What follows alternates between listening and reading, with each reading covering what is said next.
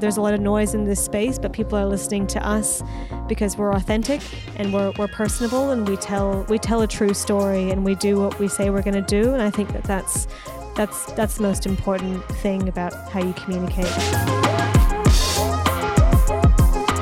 Welcome to episode 169 of Be The Drop, a weekly interview podcast sharing stories from people who inspire and motivate others to help you learn how to tell your story. I'm Amelia Veal, Director at Narrative Marketing and firm believer in the superpower of storytelling. I grew up in the agri-business world and cut my teeth in content marketing, creating videos on pig farming for my family's business. Now, as a digital advocate, I'm fascinated by the opportunities presented in AgTech. Agriculture and technology, two of the most species-defining human inventions, joining together to create new opportunities for our future. And what better way to explore these new disruptive ideas than at Southstart with Farmwall co-founder Serena Lee. Farmwall is an AgTech startup that designs urban farming technology and experiences to enhance fresh produce accessibility within cities. With 3 years in business, Farmwall installs vertical farms. Farmwall dares to imagine that our cities can become food-producing ecosystems and that we can all achieve better wellbeing through sustainability and good nutrition. In today's episode of Be The Drop, Serena discusses the importance of being open to critical evaluation of your product or service. She also reflects on the rapid growth of the urban farming movement and how valuable crowdfunding can be in understanding your market. This is Serena's version of Be The Drop.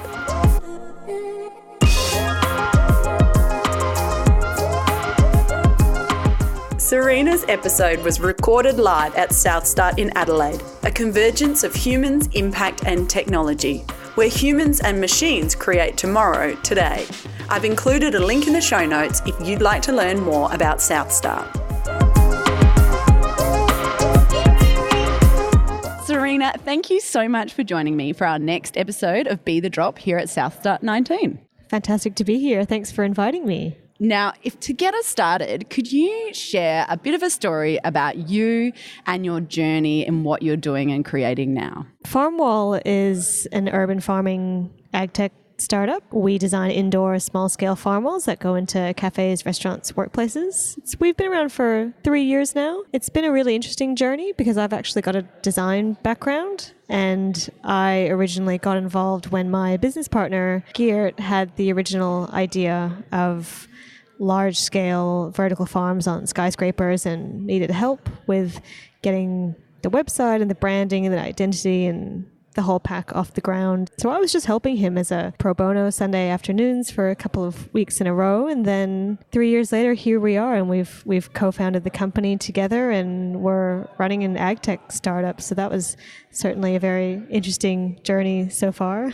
Yeah. So from designer to AgTech startup, there must have been a bit of a learning curve. Definitely. The learning curve was steep. We went through 2 business accelerators pretty much back to back as soon as we started, just because we needed to go back to school to figure out what we were doing and make sure that we were setting up structures correctly and just learning about how to start a business, let alone run it. So yeah, there was a very steep learning curve, and it's still existing today. Every day I learn something new. We always say that, this week we learned more than the last 3 months combined, and that those numbers just keep rising exponentially. Yeah.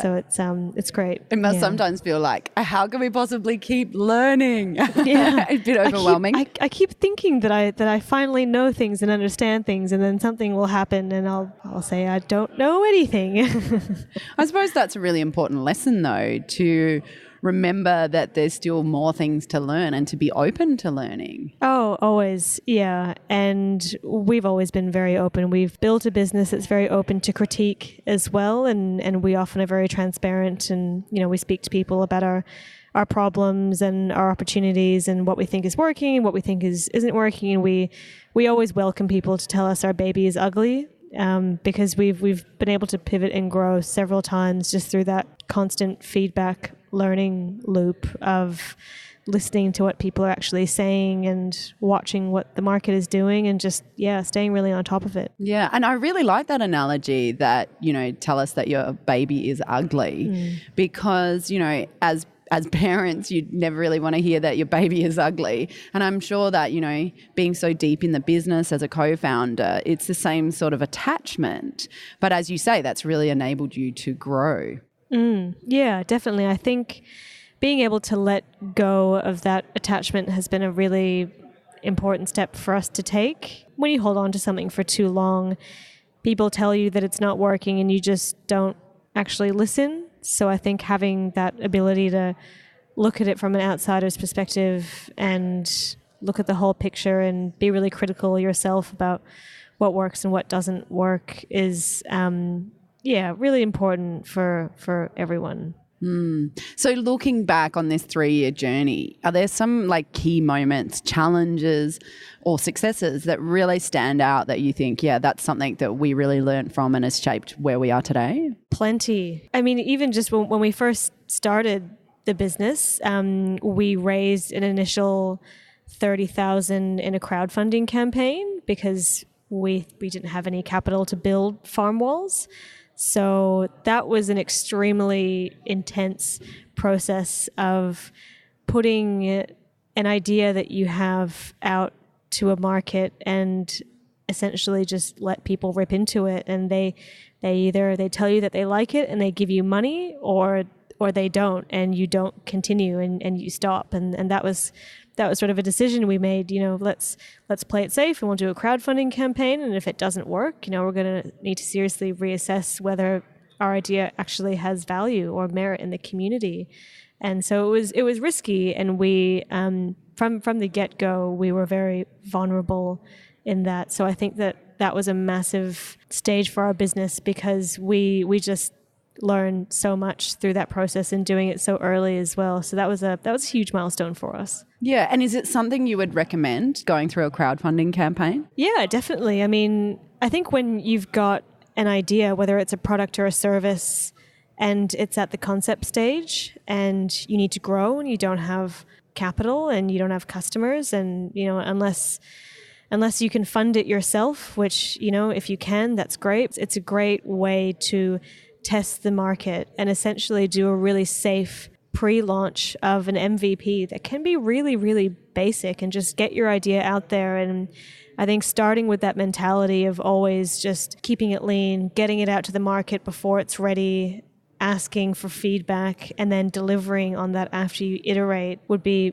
really helpful. And it's a great way to raise money. And then you actually build a community as well. And so when you actually have the product after you've built it with the money, you've got all these people, hundreds and thousands, that are on your mailing list and they're waiting and they're following, and they kind of have that early adapters kind of ego as well in a positive way. And I still have people emailing me now saying, I was part of your crowdfunding campaign back in 2016 and I gave you $50 and I got the shirt and the stickers and then they still follow the journey now and they tell everyone, and you create a little family around you. So it was, really cool experience. Yeah, there's a sense of ownership in that for them. Yeah, definitely. Yeah. Definitely. So then how do you communicate that? You're going, you don't necessarily have a product and you're asking people for money. How do you tell that story to bring them on board, something that doesn't yet exist? Telling a compelling narrative is the most challenging part because a lot of people, before you actually have built the thing, you need to be able to take them on a 60-second journey that encapsulates the energy and the tone, the feel, and how it works and what it does and how it has value for them. And that initial pitch video it's hard to nail, but if you do it well, if it's personable, that really makes an impact on people. Some of the most successful crowdfunding videos have been very, very personal, where it's been the people themselves and they've had the personal problems and they're describing an anecdote of how it essentially has affected their life and how it's benefited them. If it's a technical product, it's very different. You kind of have to be a little bit more adept with the specifications and CAD drawings. And so it really does depend on what it is. I've seen crowdfunding campaigns that are musicians selling CDs so that they can launch an EP, to beehives, to solar-powered roadways, to, all sorts. So it's very different for every case, I believe. And for you, coming with a background as a designer, the visual storytelling element, how important is that in the communication and getting, people motivated to engage with you? Yeah, as I said before, you have to be able to take people on a journey, and you don't even have images to show them yet, so you've got to take them on this sort of, whether it's developing cute little motion graphics that kind of bring people on that journey.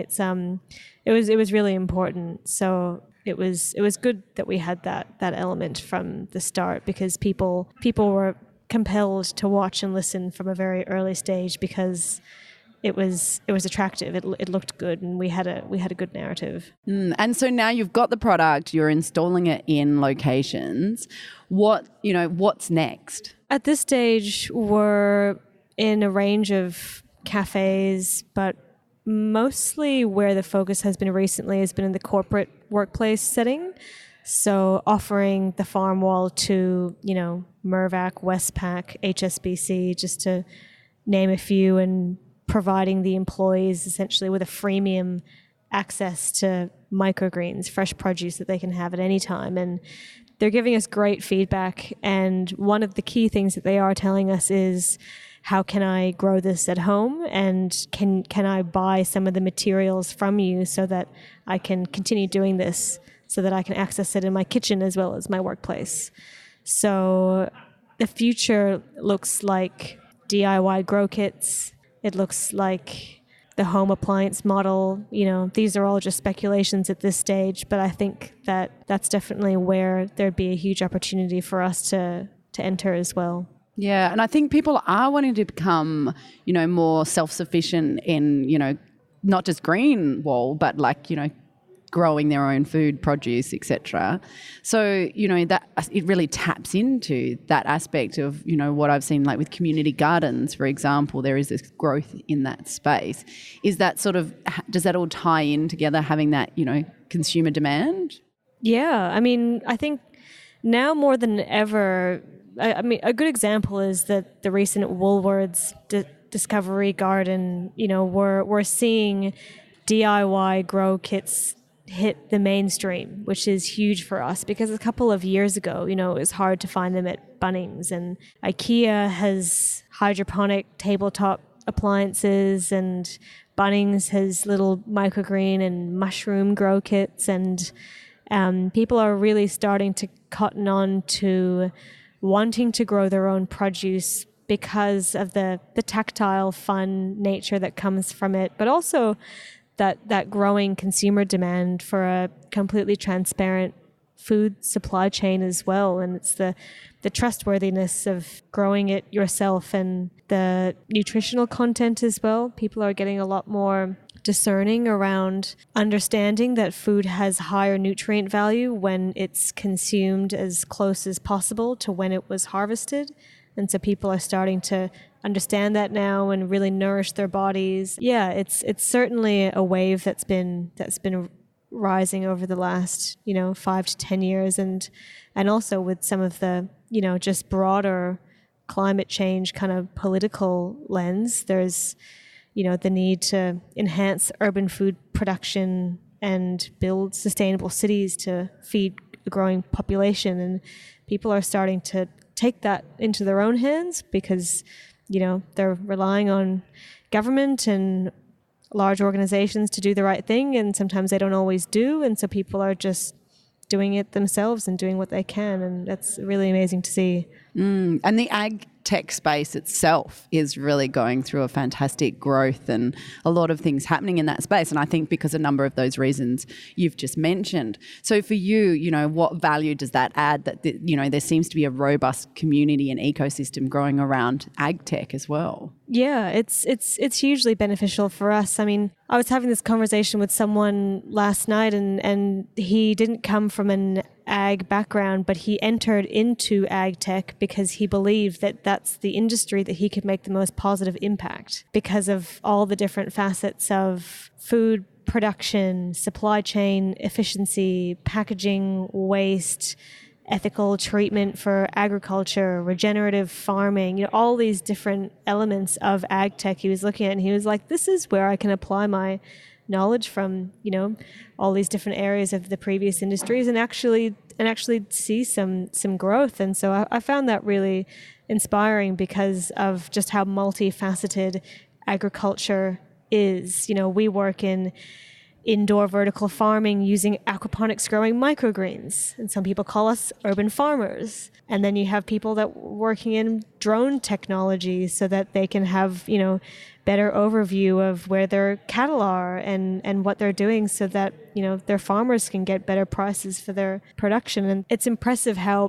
broad the industry and just how many ways that anyone can get involved and help have serious impact for the rest of the world. Yeah. And it's a connector as well. Food is the connecting point for so many different industries. I was speaking to Crystal Johnson before about, the issues that they're having about growing food in space. Yeah. And just exactly how they're going to tap into ag tech in order to do that. And it's like, yes. Yeah, well, you could, fix them up with a wall in space. Perhaps, NASA, if you're listening. I mean, and isn't that, great that we come here to a conference like this and you get to have that conversation with a NASA astronaut? Oh, it was, incredible. I didn't expect it, and I think it's great. Just the breadth of knowledge of everyone here. I've met some really impressive humans that are doing some really amazing things. So I'm really, really happy to be here. Yeah, and I think you've really tapped on it there. It's a very human-centric, tech conference, which is great. Well, thank you so much, Serena, for joining me. In conclusion, though, could you please share your Be the Drop tip? So that's your top tip for communication that motivates and inspires others.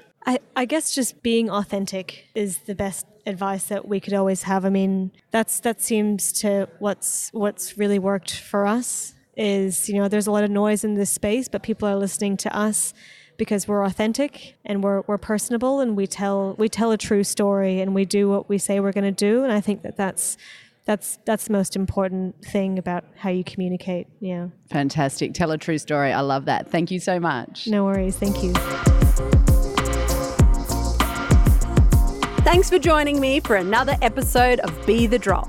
Don't forget to subscribe in order to ensure you never miss out on one of our weekly episodes.